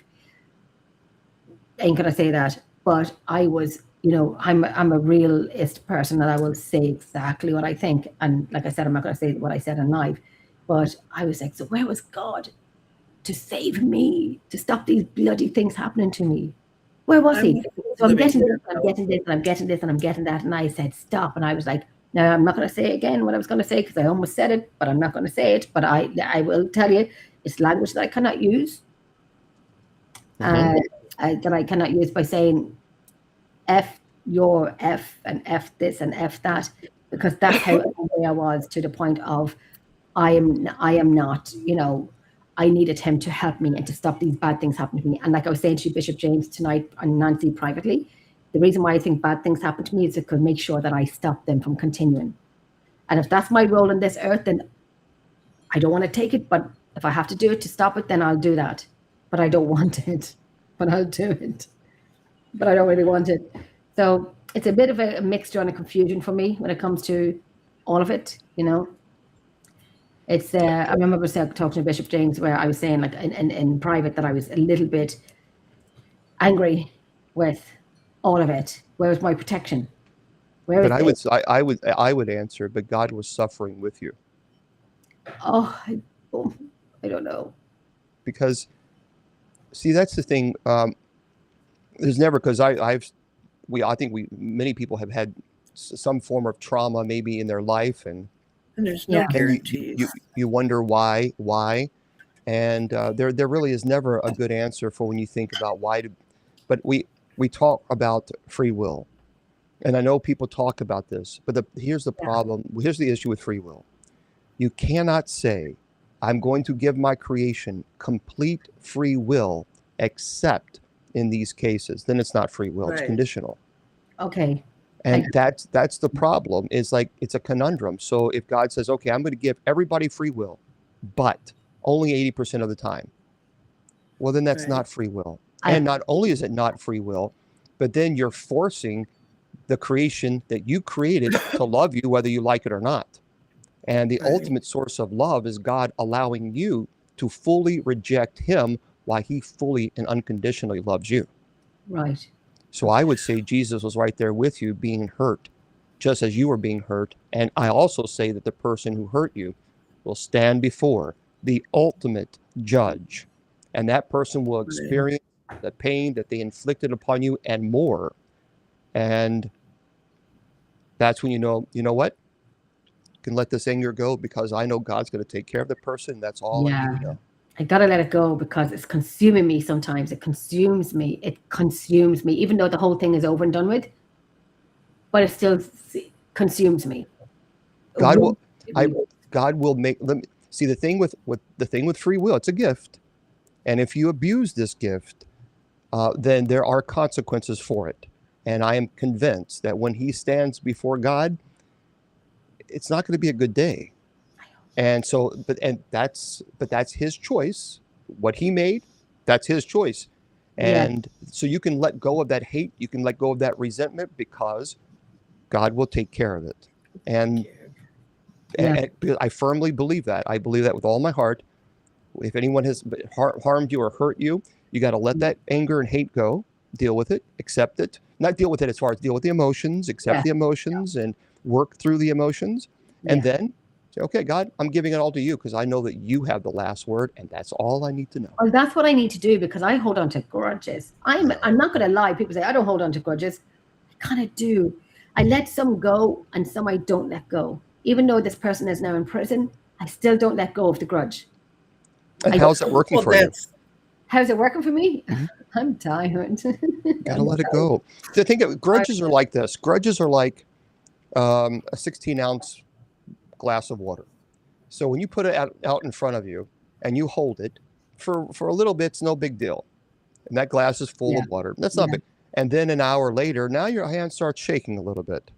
And then 2 hours or 3 hours, and now it's starting to hurt. Now it's starting to take physiological issues, and now you're starting to get really cramps. That's why you got to let that go, because God has bigger shoulders than us, and that's why you free yourself. You cut that cord. You cut it, let it go, release it, and say, God, I know you got this. Bishop James, I need an hour-long session with you once a week. You will make everyone around me happier, because Mommy's more calm down. Jen, you think an hour would do it? I speak from experience from this, because I've had to do this myself. Because especially I was out 15 years ago when I was getting death threats, and the death threats were pretty legit. I mean, I had a weapon on my body when I went to mass, saying mass at church. We had a police officer in the back of church. I was going to a paranormal conference and blessing people while 4 police officers were standing on my side. Wow. And because this person was just crazy, just nuts, and just and that caused me extreme frustration. And so I had to learn that process of letting that. That's why my mom always told me, James, worry about the things you can control. Yes. You have to let go of the things that you can't. Yeah. So I learned that moment that it's like, it's time for me to cut that cord, because I don't want that person to have any more control over me. And holding on to grudges, that's all you do. You keep that connection to that person. Well, you gotta sever that cord so that connection is no longer there. That way they don't live in your head rent free anymore. You're done. You're free from that. Right. And even with things that you cannot control anymore, such as, say, someone has upset you and so on, and they've passed away.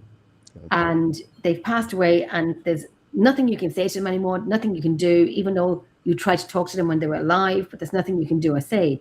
And I joke, and I do joke, and my friends think, this is what Jenny would do, and I bang the floor, and I'm like, is it hot down there? Because I know that's where they're going, and people say, you can't say what you're going to say, Jenny. I'm like, but it's true, and this is my experience, and I'm such an open book. My mother. Now, not everyone had a great relationship with their mother, and she's not a bad woman, but she did very bad, wrong things that led to what happened to me when I was younger. So I am not people say, forgive. And I'm like, well, I'd lie to myself if I forgave something that burnt me and hurt me. I would lie. So I'm not going to be a hypocrite. Oh my God, I forgive you, but I really don't. No, I don't do that. So it has to be my mother or my sperm donor or anything like that. I do not forgive. I know. I'm such a hard. I'm hard.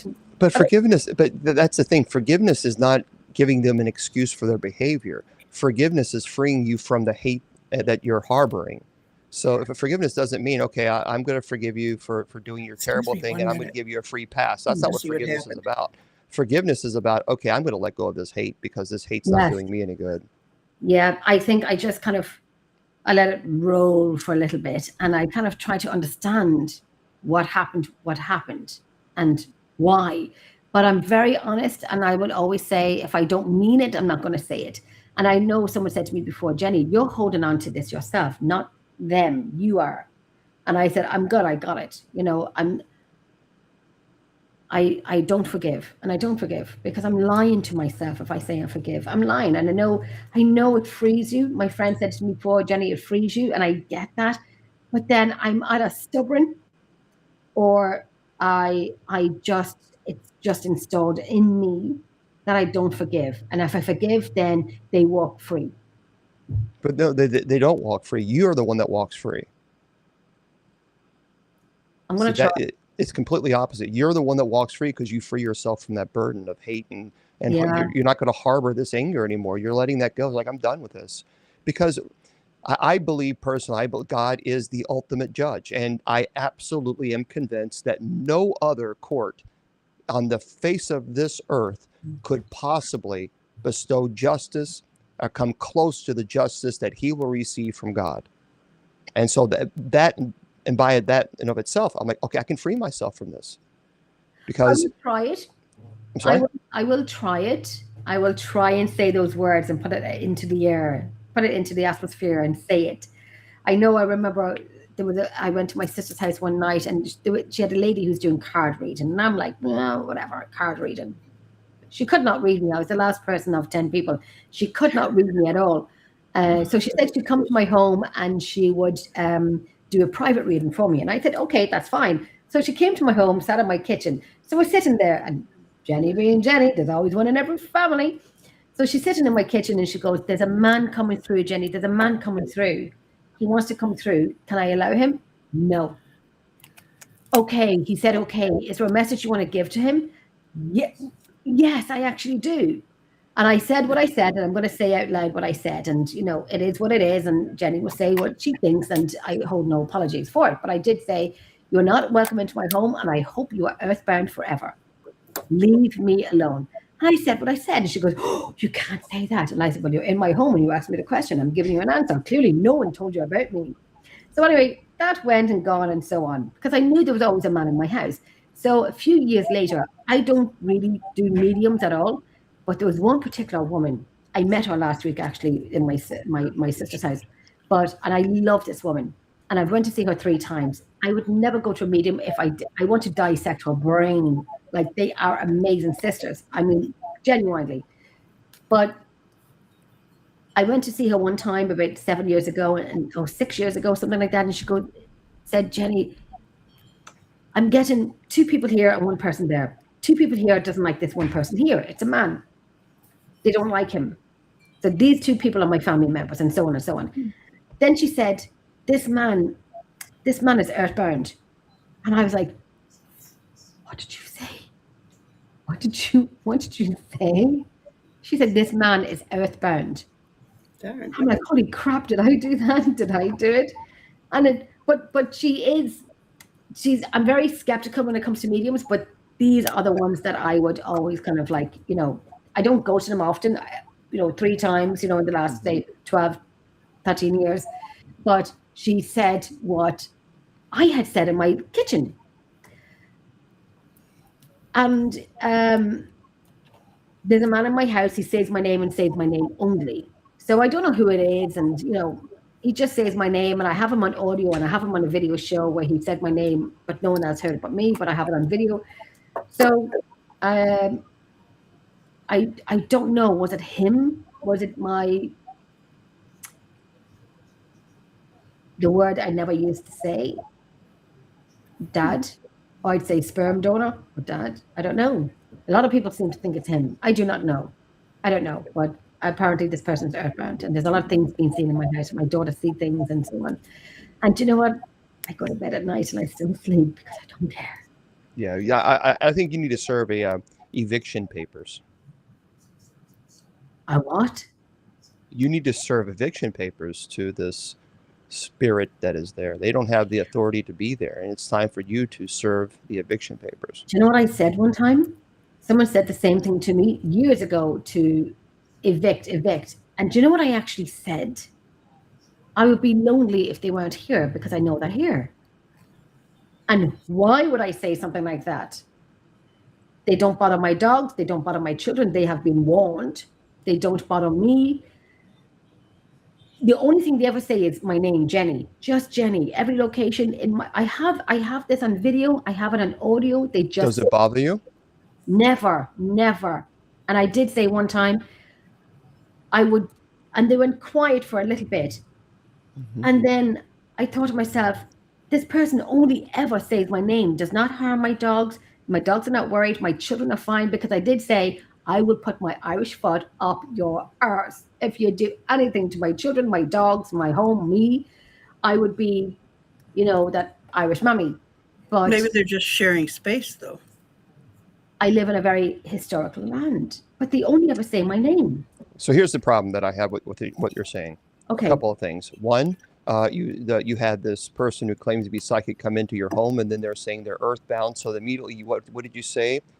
Isn't your your father. So that tells me already that you're already having doubt about what this person is. And Yeah. that's triggering those emotions. And I would actually say this is nefarious. I don't think this is something you want in your home, because it's already triggering something by its presence. That's why you need to evict, because the fact that you're being triggered by this and you're wondering if this is an earthbound spirit, is it possibly your father? That by in of itself tells me you don't want this here. You don't want it in your home. It needs to go. Oh, I don't want it in my home. If it's him, no, absolutely not. No. If it's him, no. But Yeah, what if it's I not wouldn't- him, but it doesn't have good intentions? But the only thing he ever says is my name, Jenny. I have it on video. I'll send it on to you. Jenny, Jenny, Jenny. Just Jenny. Every location I go to is just Jenny. My home it's just Jenny. But that doesn't mean it's not a bad thing. I know. And I have called out. The only spirit I want in my home is the Holy Spirit. I have no desire to have any spirits in my home. I don't want them here. They're not welcome.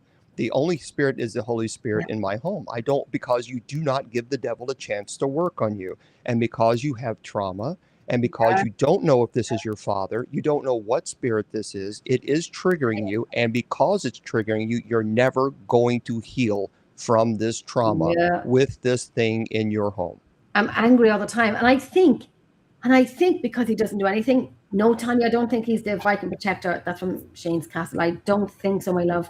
Yeah, Miriam, up until now, what about tomorrow? But to what is making me feel like that, I actually said to my friend years ago, if he's not here, then I'll miss him. And then I stopped for a second and I said to my friend, what did I just bloody say? Because I'm like that person that will say, get them out, F this, get them out. I said, what did I just say? That if he's not here, I will miss him. Like when my daughter's upstairs and I'm downstairs watching a movie, he's probably not here on the couch watching a movie with me, even though I don't know he's there and I don't see him. But I think he's there. I'm like, what am I saying? What am I saying? This is not Jenny talk. This is not Jenny talk at all. Well, that's, I mean, I'm not trying to scare you, but in a way that is very much how demons work. They try to present themselves as something that's kind and sweet. But the problem that I have with this, it's triggering a traumatic event, and you're wondering if this is your earthbound father. And so because of that and that alone, and now you're telling me that you're concerned about him not being there, that's a form of attachment. Right. So, it sounds crazy, doesn't it? No, it doesn't sound crazy, because I've dealt with this a lot. And my advice would be, it's time for you to go. Yeah, I know. And do you know what I feel in my stomach? Do you know what I feel like my stomach? I'm not ready. I'm not ready. I'm not ready. I'm not ready. I've heard this a million times. I sound like that's crazy. And I'm the one who preaches to people, but it sounds so the living dead is asking, how do you get them out?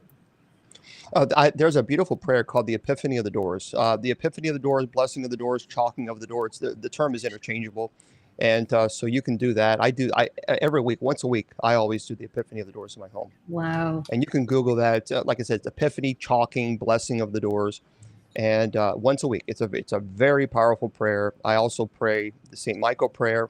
I pray Gregorian chant when I'm doing this. So I don't want any spirit in my home. The Holy Spirit is the only one that's invited, and nothing else. I don't want anything else, because when you do that and you invite spirits, the problem is once the invitation is given, then that you're opening a door. And I don't, because I guess because I've worked so many cases that were so violent, I don't want that possibility, even if it's a 1% chance. That 1% is still too much. I always say to people, and I know I said during the week to someone that I know, and this person thought there was children in her home, and said, come on in. And I said, what did you say? Come on in to children?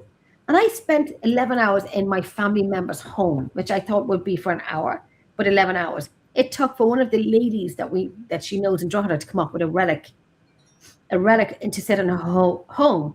Another guy came up with this chalk that she had to tap around the furniture, and I had to do it with her. And I'm like, you're talking to children. They were on the ceiling and on the floor.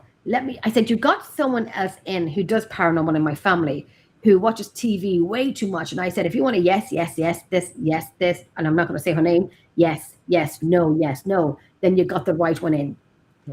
And I said, you got me in. It's like the back sign of an ice cream fan. You've tried the rest, now try the best. What the heck were you bleeping doing? Like, I'm not going to be a yes, no. I would say if. We do some recordings? Yes, we did some recordings. Did I hear something faintly? But nothing I would say it's something. And it went on for 11 hours and I was exhausted. And I was like, I want to go home. I'm tired. The weather was too much and so on. And it got to a point where this person was holding the Sacred Heart picture and walking around with the rosary beads saying Our Father and crying. I have never seen anything like this before, like ever. This is a family member. I've never seen anything like it before.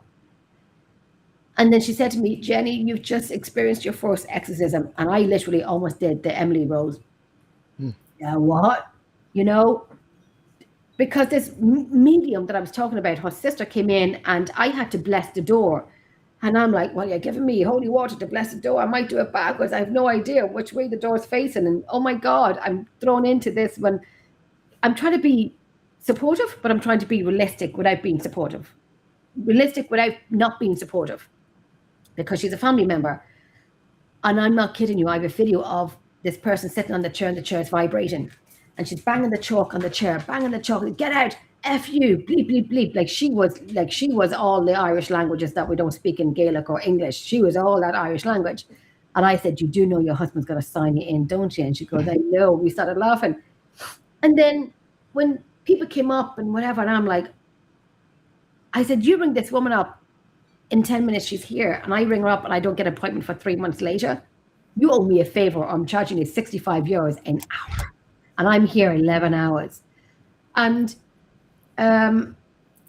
she's sitting on the chair again. And the chair's vibrating still when these people had came and gone. And the relic is sitting there and so on and so on. And one of the girls came up and left a candle on the middle of the floor because there was ley lines there. Yeah. You know how ley lines work and so on. And she asked me a question. I said, if anything is here, it will take 2 or 3 hours for things to settle down. It doesn't just stop immediately. And then she rang another person and I could hear this person saying the same answer on the phone. And I just said, yep. I just told you that answer. I just told you the same answer. But why am I here? But so real quick, I'm going to have to jump. We just got notice that we're having a massive flooding and people are being evacuated in this area. Oh, you're kidding me. No, I just got the notice here. So it's like, great. So I have to check out what's going on.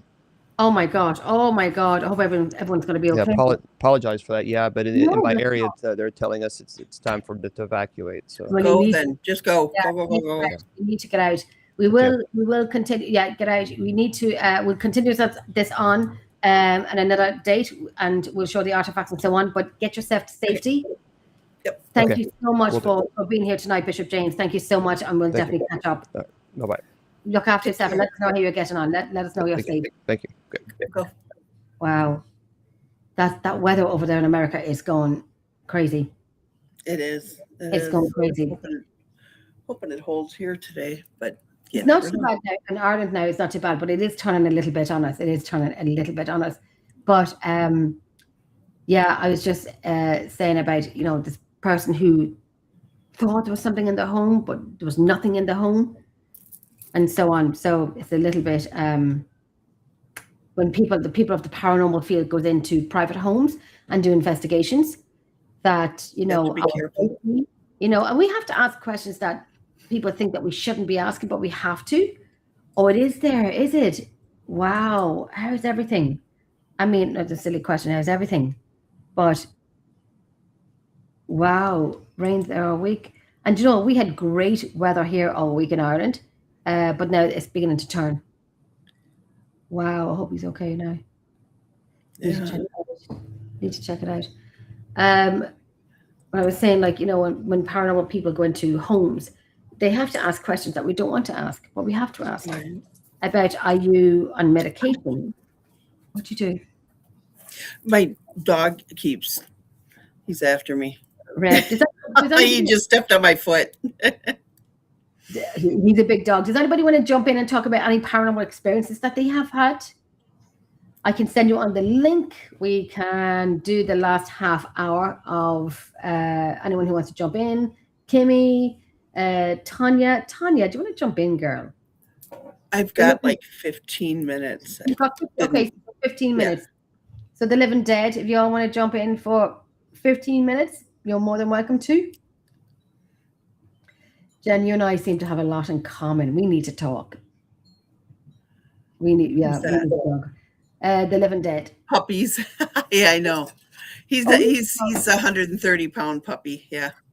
He's a big dog. What is he? He's a German Shepherd Malamute. Yes, he's a quarter Malamute. Yeah. Oh, he's fabulous, isn't he? And he is so clever. Oh, he does these dog quiz games like puzzles, the He's so good. He's so good. Yeah, he's so good. I got him his own hashtag because he's just that funny. He's so cute, though. How do you get a hashtag? You start putting it on there. He has less than 1,000 uses for Tanya, come on, Tanya. Like you gotta have use that hashtag like 1,000 times for it to register that much. Really? Right. Oh. And he has not hit 1,000 yet. So he's not okay. Yeah, it doesn't matter the views, it matters how many times he's been a hashtag on a page. And like he doesn't need to be 1,000. I'm like, every time I see that, I'm going, I don't care. He doesn't need 1,000. Honestly. I'm going to send Tanya the link because she said she's been drinking and she's no eyelashes. Now, I have to show you a video of when Tanya was doing my eyelashes. I think that was in Scotland. Was it in Scotland? I'm going to send Tanya on the link. Tanya, come in there if you want to, girl. Come on in. Come on in, Tanya. But yeah, she was doing my eyelashes and I think it was in Scotland. And the eyelash glue and the eyelashes stuck to my eyelid. and I did a video on it and I tried to close my eyes. Aren't they supposed to? No, they stuck to what they need to stick to, but they were so long that the glue stuck up here. So I was closing my eyes here and I'm like, always watching. The Living Dead said they'll come on. Come on. Okay, I'll send you the link. Let me see now, because you're on YouTube. I don't know how to. If you add me on Facebook, Jenny Sullivan, add me on Facebook, Jenny Sullivan, and then I can send you the link over privately. My eye, I've got hay fever tonight, so my eyes are a little bit bloodshot. I put money on it that. Tanya's coming in. I haven't heard from Pam. Yes, where's our Pam? Hey, yo. Hey, I told you I look like shit. You look beautiful, girl. You look fabulous. You look adorable. The time. Look, Tanya, show your tattoo. Where's your look? We have the same tattoo. Look, we got that done in I have to go get a tattoo. I really do. I can't believe I don't have one. Look, we love it. I bought a tattoo gun, but I haven't done anything with it. Not you dare be doing anything with it. Dot on my arm. Come over and put a dot on my arm. I can just go over there and get a tattoo then, right? Come on. We'll learn together. Oh, great. Tell everyone who you are and where you're from. My name is Tanya Sargisian. I'm in Missouri. What else do you want to know? How did we meet? How do we know each other? We met on a trip to Ireland and Scotland, and it was amazing. Oh, lucky. And I can't wait to do it again. Yes, I was the tour manager. And what did I have for breakfast every morning? Xanax. You had what? Xanax for breakfast every morning at a bus full of American. I'm joking. But I really did, though. But they were all brilliant. Now, can I swear now that Bishop Long isn't on here so I can go back to being... You can, yes, Bishop. Yes, but we met and I was a tour manager and we had done a tour in a bus full of beautiful, fabulous Americans that, listen, we got matching tattoos. Did you send a link to The Living Dead, or is that? I need them to friend request me on Facebook so then I can send them, or if you can do it, if you're friends with them, send them the link that I sent you. I don't know who it is. I have no idea. So if the living dead is still here, then send me a friend request, and then I can send you the invite over privately through Messenger. And then you just click onto it, and then you can come onto the show. And tell us your experiences and so on. But myself and Tanya, we toured Northern Ireland and we toured Scotland, which was brilliant. Let me tell you, I taught this lady how to drink Bushmills whiskey in Belfast. And yes, I did. I don't think. When was this? Last Year ago. I saw that. You remember? Because we were talking then, and you went live. You didn't go live. You put me on a video to you guys at the bar. Oh. Yeah. Yeah, we were drinking. Yeah, because you guys had been drinking, I think, for a while at that point, and we're all like, "Hey, how's it going?" I'm like, yeah, we were drinking. Yeah, listen, there was like a few of us.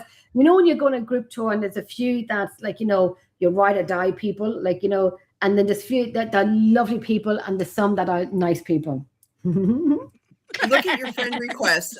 Her name is Julie. I'll have her. I'm going to add her in now. I have her. Let me do this. I'm so crappy with social media. Water. Oh, here we are now. I got you, girl. I got you. Okay, hang on 1 second. Wow. So let me send you the link there, Julie. Okay, link is going on to you. There you are. There you are. So, yeah. We didn't even get to the artifacts tonight of some of the artifacts that Bishop James was going to show, and we will get him on again because he's now become from a guest to a personal friend of ours, and he's just brilliant. He's great crack, great banter. Jen, I think this is the second time you've had him on for those artifacts, and third time. He hasn't showed his artifacts. No, the first time he did. The first time he second time he did a little bit, and the third time was tonight. But we got into talking about a lot of stuff, and it just goes to show how much I don't know religion.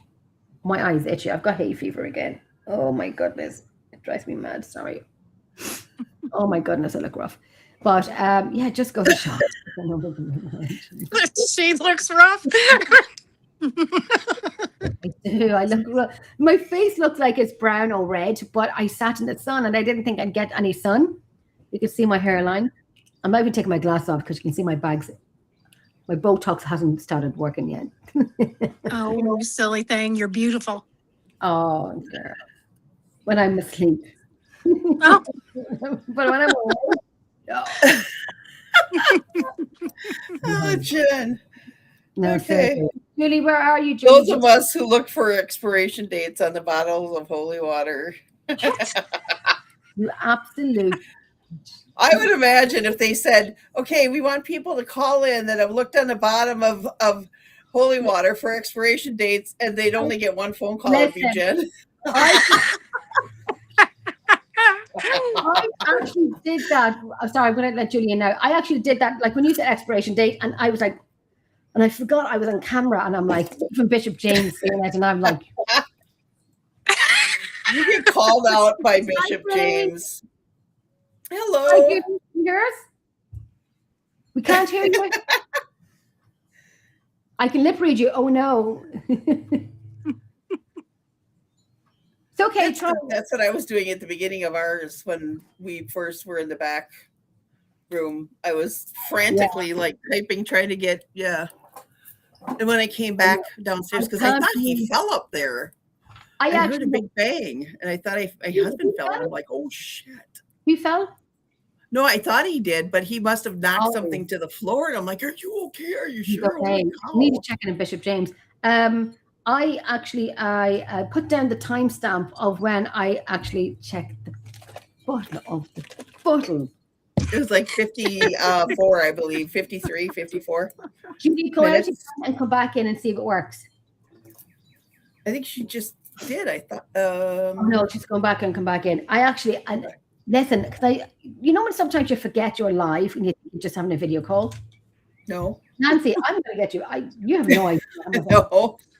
You have no idea how much I'm getting back in that. Okay, Judy, can you hear us? You can hear us. We can't hear you. I can lip read. You can't hear it. Okay. What do I have to do on mine? Where is there a link at the top right-hand side with the 3 buttons on it, and it might go into.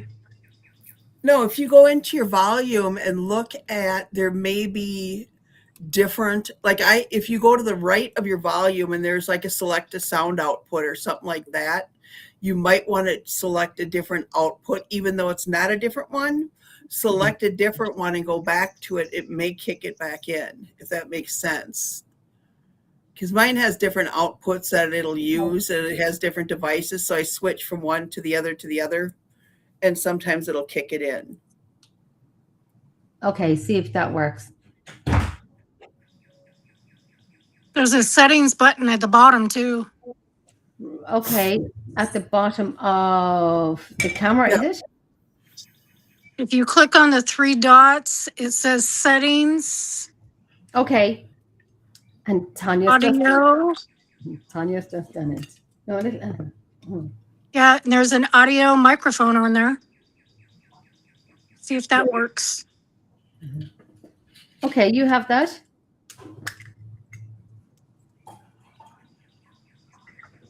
I don't know what I did now. There we go. Oh, that's so dry. No, it's not working. It's not working. When you came on though, did you have to give it permission to use audio? Because I normally do. I had No? to. Oh, I wonder if maybe that was it, because the permission's not there. If you back all the way out and get completely out of it, Tanya, and then follow the invite back in and see if it asks you for permission and say yes to use the camera and the audio. I was about to mail Tanya saying, get your ass back in. Where is she? She's gone again. I think she was checking out to see when it asks or how it asks. Oh, here she is. It's okay, Tanya. Yeah, we can see. I got it backwards. Oh, you turned your camera around. Yeah, she doesn't have to turn it back again so she can see Nice herself. yard, though. I know. Listen, me and Tanya has sent me many videos of the Amish people up and down the roadway and the horses, and I was so fascinated with it because I've watched them on TV, but I've never seen real. If you promise not to look at my house, I'll go through and go out the front door. Okay, you won't look at it. Right. I'll show you the bottom. The first time I saw Amish people, I did not know they were, and I'm like, oh, they must have a parade in town. Look at all the people in their wagons and stuff. That is so cool. My husband, future husband at the time, goes, those are Amish people. Can you keep it down? I'm like, oh, look. This is that's beautiful. Look at the girl's land. Look, that's beautiful. And she showed me in one video call, and then you see the honeybees. Oh, look for the honeybees. Oh, not the honeybees, the hummingbirds. The hummingbirds. Oh, I love hummingbirds. And I see them feeding off it. But you see the Amish go up and down that road on the horses, and they're all in black with the hats and the horses, and I'm like, holy crap, this is what I see in TV. Oh, yeah, I remarked to one of them going, oh, your daughter's beautiful. And he goes, you want to buy her? Like, oh, my God. You know, right? I was like horrified. It was so, like, they are so, I don't know, down south Minnesota, they're a little bit, I don't know, off the rocker. But look at that. Yeah. Look at that view. I mean, you could hear a pin drop. It's beautiful out there. You could hear a pin drop. Do you ever go... Does it get spooky at night? The backyard does. Does it? Okay, my backyard does too. Yeah. Oh, my backyard isn't even like half as big as yours, but it does. You won't be bringing any milkshakes to your backyards. It's haunted land. Don't spooky. All your backyards are spooky. You bring all the milkshakes to my backyards. That probably sounds. Does she still have the link for this? Does her link still work? I'm going to send it. I'll send it again. I just said something there that I thought was very funny, but it'll come back to me. No, I did say, I said, I'll have all the milkshakes back in my backyard. And I was saying that was probably a wrong thing to say. The You do not want, milkshake in my backyard. you don't want the milkshake in my backyard. Thank you. Why is it It's not just working? not working. Oh, bummer. Does it work with like a video chat? Do you have I was gonna say maybe if use you a different have device. Messenger, send me a Thanks for message and demos. we can see if your volume works on a regular video chat.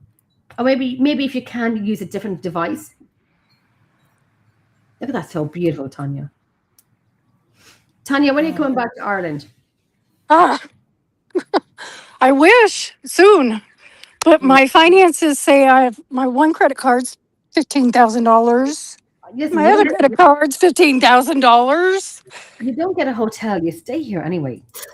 Come in here with me. You probably sleep with a dog or two or a cat or two. But it's okay. They're all friendly. I'd probably enjoy it.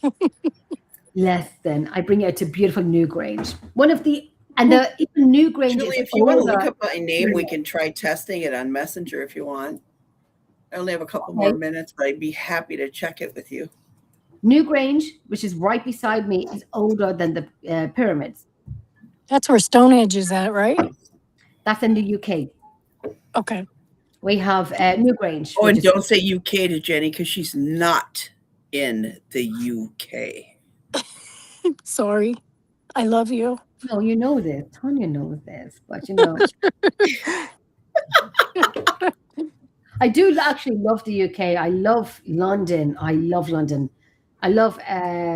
when my friend Tracy lives, and I always say, "Get out of my pub." But I do think they're brilliant. I do like England, and that's all I'm saying on that. Because Nancy, you're getting nothing else from me tonight apart from that expiry date. Yeah, and I'm just ready to pounce. You know that. But the first person who called that out was Bishop James, and he goes, "Did you look for the expiration date?" I know. I'm like, I thought you two were too busy talking. And I'm like, thank you, because that's exactly what I was thinking when I said, "Does it have an expiration date on it?" And then you look. I adore you for that. Enough for even to see me doing that, because me just being me. As you do in a bottle of something that you just, no, don't be sorry. Don't be sorry. No. Oh, we just wish you can come on.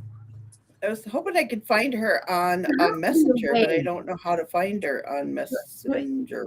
I'm gonna mail you her name. I'm not gonna say it out loud on show. Okay. I'm gonna mail you her name, if that's okay.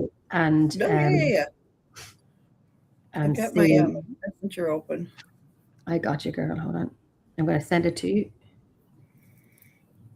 Nancy new. Oh, bloody hell. Why do I always do that? Okay. I find my Messenger is playing up all day. Let me know when you have that, will you?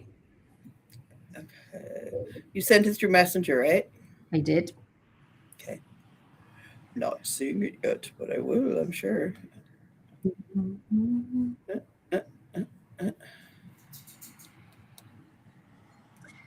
Oh, Jennifer. Anyhow, so Tanya, how has your day been? It's been fun. I've been watching TV on Netflix. I have to call out Chantel for a second. Chantel, I mailed you and I haven't seen my message. Why have you not responded to me, my darling? I'm not getting a message, Shen. I need to hear your voice. I need to see you. I need to hear your voice. Do you want to come on for a minute or two? I've got hiccups. I miss you, my darling. I need to catch up with you. I need to know what's going on. I mailed you. Look at your messages. I am. Did I just send you? I'm not getting a message. Yes, you did. And I don't see any message there. I did test it. You didn't send it to me. I think Messenger is playing up all day. I don't know what it is. It takes a minute or two for messages or pictures to come through. Let me see if this works. I'd love now for Julie to come in and... I know, because she was saying some interesting stuff there. And Julie, if you're still watching, you can send. I'm under my own name, so if you look that up on Messenger or on Facebook or whatever, you can send me a message from there. There's a song in my head that was playing all day. So, Tanya, why does your backyard make you nervous of it? It's kind of creepy. I guess probably because it's dark. That would help. That would help. Are you in your backyard now? Yep. Okay, so it looks pretty. There's nothing. There's only fields behind those trees. It's a dry creek bed. Oh, wow. I can hear your dog in the background. Yeah, she's mad because I'm over here and she's not. Yeah, she's Like my dog. And you're leaving. Look at that. So what's trying to- behind there? Is there a creek behind there? Yeah. So there's water. Yeah. It's sometimes, most of the time it's dry. Okay. I gotta go get her, otherwise she's gonna have a fit. Wait until you see. It's gorgeous. That house is beautiful. Can't get in my Messenger for 2 days. Oh, I know, Chantel. Mine is doing the same today. I had to bummer. uninstall it and then install it again. Mine is I exactly would the hate that way. because that leaves everything in there. It's acting up. Wait until you look, Nancy. Look at this little one. Look at the face. Look. Oh. Look at the face. Look. Oh, not Reb. Calm down. Chill. Look at the face. Look, where's I didn't Mommy see him going? laying there. Mama, look at that face. Oh my God. You just want to eat it up. Oh, my dog's out there. Rebel. Look at that. Now, Tanya, what are you doing? Yorker Shih Tzu. Yeah, Shih Tzu. Yeah. Reb. I didn't say that very well, but yes. Rebel. She's a shorty. She's a Shorkie. You can see by her face she's a Shih Tzu. Look by her. I work with animals, by the way. I'm a dog groomer and I work in rescue. So I knew by looking at her face, even though we know each other, every time you told me what breed, I kept forgetting. But looking at her face, you can see the Shih Tzu in her face and her color. Rebel, come. You can see the Shih Tzu in her face. She's lovely. And her color and her coating. She's I know what'll make you come. Watch this. Rachel Ray. Rachel Ray. Oh, yeah. She makes these dog bone things that he cannot pass up. Oh Who wants a Rachel Ray? Rachel Ray? Okay. This was Reb. Hi. Does dog Who puzzles. wants a Rachel? Oh, yeah. Rachel Ray? Come here, buddy. Come here. You want a Rachel? You want a Rachel? Come here for a sec. This is his head. He's a big guy. He's a my dog. That's Rebel. That dog. He's a Aww. the wood of his head He's the is biggest baby on the planet. I'm not even kidding you. The other agree. We're gonna go this way. The width of You've been a really good boy. Really good. Nancy, the width of Reb's head is the width of your waist. I know. Hi, buddy. He's a big dog. He's a big dog. Oh, did you want even really good? Really, really good. Can Julie try and get back on? Is there a different device that she can use? If Pamela wants to come on, if anybody else wants to come on, only on here now because I'm getting tired. Only on here now for like 5 more minutes. Debbie, Kimmy, if you're free, come on. And then we always do a private call anyway afterwards. But I just about fell on my ass. I missed it. Hang on, I gotta mute me for a second while I yell. Did the camera pick it up? Oh, I'm sure it did. Let me note the time down now. It's 1:54. You'll see the camera go everywhere. Okay, Julie, that's okay, Julie. We'll try it another time. We will. I think I have a show next weekend, but we'll try it on then. But we can do a trial during the week to make sure it works. But that's okay. But thank you for wanting to come on. Okay. Hopefully it will not work next week. Oh, bummer. I know. I would have loved to know I know. experiences and so on. Oh, no. I found her on here. Hang on a second. Here we go. Oh, you did. Anita, are you back on? we have about this. I like that. 10 minutes left, so we're looking for See if people I can to hear jump her. in. If they want to jump in for 5-10 minutes, tell us a little bit about their experiences. And if you Yeah, want I just want to see if I can hear her volume on here. okay, that's grand. Okay. Oh, hi. There we go. See, I can hear you on here, so I should be able then. What's going on? I have no idea. Try it again on there. Now that you popped on here, it may release it for that on there. Now that you have to go into a different venue, it may ask you if it can use your video for this one. Your So microphone. follow her link into that one. Follow it again. The one that Jenny sent you. Yeah, follow that link. Okay? Okay. All right. All right. Give it a try. Grant. Oh, hopefully now. Hopefully it Okay. will work. Oh my goodness. I'm not eating all day. I need to Worth eat. a shot. What? Why am I seeing the same picture on my phone that I am on here? That's odd. Which one now? I think I'm watching it on two different. Oh, because it was on my live. It's alive. Oh my gosh, my eyes look a little tired tonight, but sure, how never. I do look a little tired tonight, but I've been this week. I've been made awake for 3 days. Oh, No, I we're get not going down there, babe. Oh, stay baked. stay baked. Totally That's stay what I baked. do. It's Saturday, Yeah. right? Drink today. Yay. Listen, me, I tell you now, I swear to God. I know I'm getting tired of water. I'm getting over it. No, I was saying it to Chantel a few months ago, and when I was baking one day, and I said to Chantel, "You would not have known me when I was baking. You would not have known me when I was baking. It was the funniest time ever. Like nothing was not funny. Everything was hilarious." So I said, "We have to bake sometime together." We all have to bake together at some point. But Yeah, I don't do that often, but yeah. No, I never do that if anybody from work is watching. No, but never. Now, see if I like did she use the link to get in? Yes, I'm sending. I sent That's fine. over. I'll Feel send good. over a fresh link. Let me just send over a fresh link. Okay. Let's see if that works. Okay. No, it did not work. There has to be a setting on it for the microphone. It has to be a setting. My nose is blocked, but there has to be a setting for the microphone. Okay. Audio didn't work again. Oh, that's weird. I'm gonna have to run though because it's 6 here. Okay, 6 in the evening there. Yes, 12. And I've got to Here too. Yeah, all right.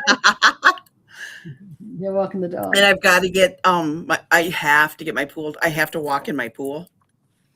Yes, Yeah. you do. Yes, you do. Yes, Yeah. yes. So if I don't do that, I'm bumming. I'm going to check in a bit with James. All right. Okay. Jen? Again, once always, Nancy, you're a star. It's been a pleasure.